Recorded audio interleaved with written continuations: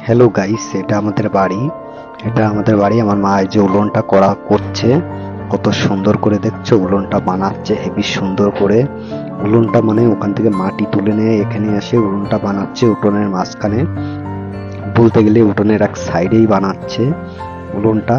কত সুন্দর করে উলনটা বানাচ্ছে দেখছো গাইস। তাহলে তোমরা দেখতে থাকো। এই দেখো, এখান থেকে মাটি তুলে নিয়ে এখানে এসে কালকে উলনটা কেটেছিল, কালকে কেটে উলনটা ভালো করে বানাচ্ছে।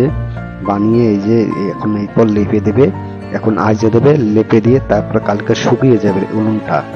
তারপরে এই উলনে করা হবে পিঠা। তো কার কার পিঠা খেতে ভালো লাগে কমেন্টের মাধ্যমে জানাবেন, আর একটা করে লাইক করে দেবেন ভিডিওটা ভালো লাগলে।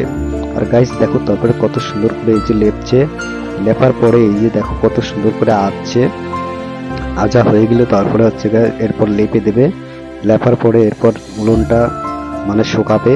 ওই কলার ডাকুটা দেখছো ওখানে করা হবে, পাইপ সেট করা দিয়ে হবে, পাইপ সেট করে দিব ওর মধ্যে। এটা আমাদের বাড়ি, দেখতে থাকো গাইস এই বিস্তৃত ভিডিওটা।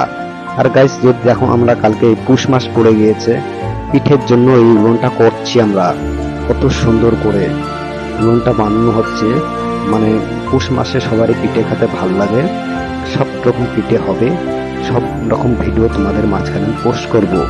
একদম গাইস কত সুন্দর করে একদম, মানে এইখান থেকে মাটি তুলে নিয়ে ওখানে মানে লেপছে। কালকে উলনটা কাটা হয়েছিল, কাটা ধরিয়ে দিলে তারপরে আমাদের বাড়িতে দেখো কত সুন্দর একদম পরিবেশটি।